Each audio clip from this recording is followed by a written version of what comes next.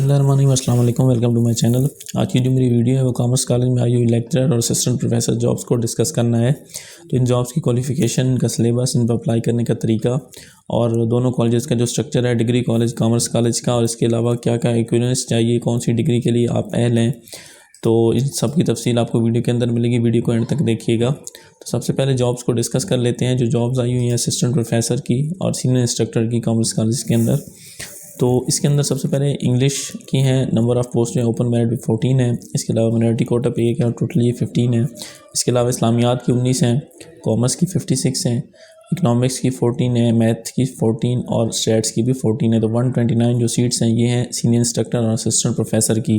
तो इस पर अप्लाई करने के लिए जो अहलियत चाहिए, जो क्वालिफ़िकेशन चाहिए, वो PhD डिग्री चाहिए, उसके साथ 3 साल का एक्सपीरियंस होना चाहिए। इसके अलावा अगर आपका ये नहीं है तो फिर आपका MPhil होना चाहिए और साथ 5 साल का एक्सपीरियंस है। और इनकेस अगर आपकी मास्टर डिग्री है तो तब भी आप अप्लाई कर सकते हैं, लेकिन आपका जो है वो 7 ईयर एक्सपीरियंस चाहिए। और जो एक्सपीरियंस चाहिए वो भी नीचे मेंशन है कि टीचिंग एक्सपीरियंस चाहिए, एट ग्रेजुएट लेवल पे चाहिए जो। इसके अलावा आपका रिसर्च में होना चाहिए या एक्सपीरियंस रेलिवेंट फील्ड में होना चाहिए, नेशनल या इंटरनेशनल ऑर्गेनाइजेशन पे, मतलब इनमें से कोई एक होना चाहिए। और एक जो आपकी ऊपर वाली है वो आपकी रिक्वायरमेंट फिलफुल होनी चाहिए। एज लिमिट जिसके अंदर है ये 25 से 35 साल तक है। इसके अलावा 5 साल की एज रिलैक्सेशन भी है इसके अंदर। और अगर आप डिसेबल है तो आपको जो है 15 साल की एज रिलैक्सेशन दी गई है। इसके अलावा इसके लिए जो जेंडर चाहिए वो सिर्फ मेल है। फीमेल के लिए भी मैं आगे वीडियो में चल के बताऊंगा। जो इस पर अप्लाई कर सकते हैं वो जैसे ये मेल्स के लिए सीट है, मेल इसमें जो है ट्रांसजेंडर है वो भी अप्लाई कर सकते हैं।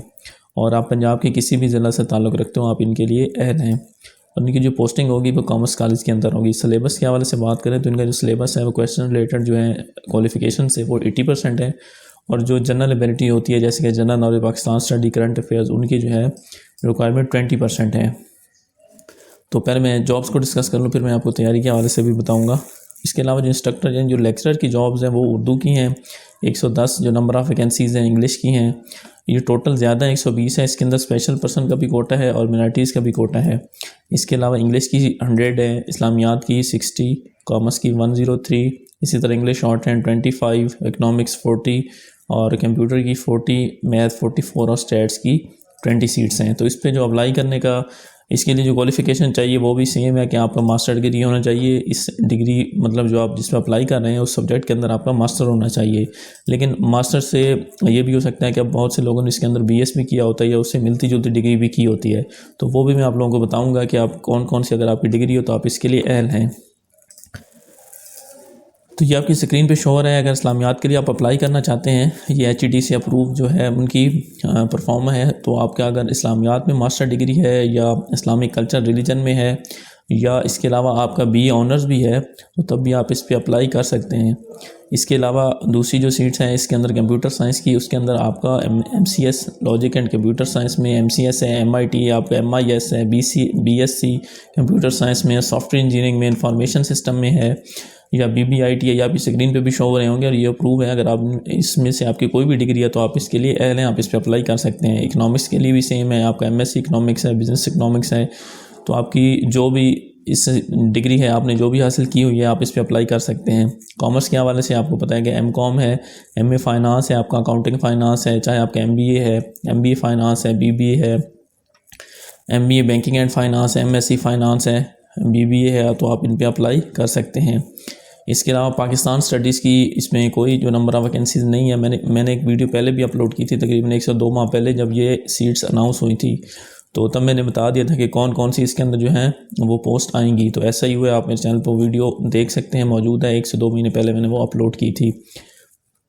इसके अलावा जी नेक्स्ट जो उर्दू का है, उर्दू के लिए भी आपका MA इकबालियात या इकबाल स्टडी या MA जो है आपका उर्दू में होना चाहिए। इंग्लिश के लिए भी ये रिक्वायरमेंट आपकी स्क्रीन पे है। BA ऑनर्स होना चाहिए, इंग्लिश लिटरेचर में बैचलर होना चाहिए। उसके अलावा जो नेक्स्ट है, अब इसके हवाले से बात करते हैं, अप्लाई के हवाले से बात करते हैं। तो इनके जो एज लिमिट चाहिए वो भी 21 से 28 और 5 साल की, इनकी अगर आपकी उम्र 33 साल तक है तो आप इस पर अप्लाई कर सकते हैं। सेम उसी तरह के डिसेबल के लिए उन्होंने 15 ईयर की जो है रिलैक्सेशन दी हुई है। और बाकी क्राइटेरिया भी इनका सेम है। इनका भी जो क्वालिफ़िकेशन की जो सिलेबस है इनका, वो भी 80% आपकी क्वालिफ़िकेशन से क्वेश्चन आएंगे, मतलब जो भी आपकी क्वालिफ़िकेशन है जिसमें आपने मास्टर किया हुआ है। और जो 20% है वो आपके दूसरी चीज़ों में से, जैसे कि मैथ, इंग्लिश, उर्दू और इन चीज़ों में से आएंगे। तो इसकी तैयारी के हवाले से है कि आप जिस चीज़ में भी आपने मास्टर किया हुआ है, सबसे पहले तो आपने उस मास्टर वाली जो आपकी जो भी डिग्री है आपको उस पर ग्रिप होनी चाहिए। इसके अलावा जो जिस लेवल की आपकी इंटर आपने किया हुआ है या बैचलर किया हुआ है, मिसाल के तौर पे अब मैथ की इसके अंदर है, तो मैथ जो इंटर की मैथ है, जो बैचलर की मैथ है, आपने उस पर आपको ग्रिप होनी चाहिए अच्छी तरह से, क्योंकि जो ज़्यादातर क्वेश्चन पूछे जाते हैं, आप लोगों में से अक्सर लोगों ने लेक्चर के जो हैं वो टेस्ट भी दिए होंगे, तो मैं आपको डिफरेंस भी आगे चल के बताऊँगा इन कॉलेजेस का। तो आप लोगों ने काफ़ी ज़्यादा टेस्ट दिए होंगे, तो उसमें आपको कुछ ना कुछ आइडिया होगा कि इनके जो क्वेश्चन हैं वो किस तरह से आते हैं। तो इनके जो क्वेश्चन होते हैं वो बेसिक ही होते हैं, मतलब कि आपके जो इंटर होते हैं या बैचलर लेवल के जो क्वेश्चन होते हैं उनमें से ही आते हैं। मास्टर लेवल पे जो होता है चीज़ें एक्सप्लेन की हुई होती हैं, चीज़ें वही होती हैं जो आपने इंटर लेवल पे पढ़े हैं। कुछ चीज़ें इसमें से ऐसी हैं जो आपने मतलब मैट्रिक लेवल की भी आप पढ़ लें, जिसके अंदर उर्दू है, इंग्लिश है, इस्लामियात है। कॉमर्स मैट्रिक लेवल पर नहीं होता, तो उर्दू इंग्लिश, और ये जो दूसरी चीज़ें इकनॉमिक्स की या कंप्यूटर साइंस है, मैथ है, या मैट्रिक से ऑनवर्ड आगे इसको पढ़ते जाएं, इसको आप अपनी एक तरतीब बनाएं। इसके अलावा आप कोई एमसीक्यूज़ की कोई भी अच्छी सी बुक पढ़ लें, लेकिन एमसीक्यूज़ की बुक पढ़ने से पहले आपको अपने कॉन्सेप्ट क्लियर होने चाहिए, क्योंकि पीपीएससी के अंदर जितने भी ज़्यादातर सवाल आते हैं, जो पेपर होते हैं इनके लेक्चर के, उसके अंदर जो सवाल पूछे जाते हैं मोस्टली वो कंसेप्चुअल सवाल पूछे जाते हैं। तो एमसीक्यूज़ रट्टा लगाने से तो आप पढ़ सकते हैं कि आपको याद हो जाएगा एमसीक्यूज़, लेकिन अगर आपको उसकी बेसिक का पता नहीं होगा, स्पेशली कॉमर्स की सीट्स के लिए, या दूसरी जो चीज़ें होती हैं वो तो सिंपल पूछी जाती हैं, मतलब इस्लामियात के हवाले से या उर्दू के हवाले से, लेकिन जो कॉमर्स की चीज़ है या मैथ की है या कंप्यूटर की है, तो इसके लिए आपको जो है अपने कॉन्सेप्ट क्लियर करने होंगे। उसके बाद ही आप सवाल को अच्छी तरह से समझ के उसको अटेम्प्ट कर सकते हैं। तो आपने आपने इंटर लेवल से या मैट्रिक लेवल से आपने एक टॉपिक को पढ़ना शुरू करना है। उसके बाद उस टॉपिक के बारे में आपको कंप्लीट पता होना चाहिए। उसके बाद आपने टॉपिक वाइज चीज़ों को पढ़ना है, ब्रीफ उसको अच्छे तरीके से पढ़ना है। आप एक टॉपिक को अच्छे तरीके से कवर करेंगे, उसके बाद आप दूसरे टॉपिक की तरफ जाएंगे, तो बारी बारी जैसे ही आप टॉपिक वाइज चीज़ों को कवर करेंगे, इंशाल्लाह आपकी तैयारी अच्छी हो जाएगी। क्योंकि इनके जो पेपर होते हैं वो मुश्किल होते हैं लेक्चरर के, लेकिन इतने ज़्यादा भी मुश्किल नहीं होते कि पास ना किए जाएँ। सवाल होते हैं वो ज़्यादातर किस किस्म के होते हैं, जो मैंने आपको बता दिया है कि इनके ज़्यादातर जो सवालात होते हैं कंसेप्चुअल बेस ही होते हैं। कंसेप्चुअल कॉमर्स के, इकनॉमिक्स के और मैथ के ज़्यादा होते हैं, क्योंकि उर्दू और इस्लामियात और इन चीज़ों के अंदर तो आसान से और स्ट्रेट फॉरवर्ड सवाल पूछे जाते हैं।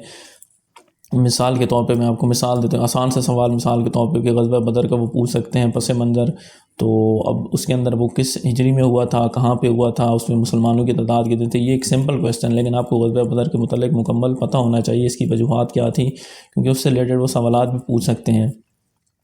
अगर मैं आपको मिसाल दूँ, एक इस्लामियात का पीपीएससी के अंदर एक क्वेश्चन आया था कि हज़रत उमर ने जब इस्लाम कबूल किया था तो सूरत कौन सी जो सूरत थी उनसे मुतासर होकर किया था, तो उसका जवाब है सूरत ताहा। लेकिन एक दफ़ा ऐसा सवाल भी आया था कि जिनके कहने पर उन्होंने इस्लाम कबूल किया था, उनकी जो थी हमशीरा जो थी, उनका सिस्टर जो थी, उनका नाम क्या था। तो ये सिस्टर का नाम अमूमन हमने अपने कोर्स में या दूसरी तीसरी चीज़ों में कम ही पढ़ा होता है। तो इस तरह के सवालात भी होते हैं। अगर आप कोई भी टॉपिक पढ़ रहे हैं, किसी भी फील्ड में आप ने मास्टर किया हुआ है, तो आप उसको अच्छे तरीके से कवर करें, तो इंशाल्लाह आपका जो है पेपर उसमें पास हो जाएगा।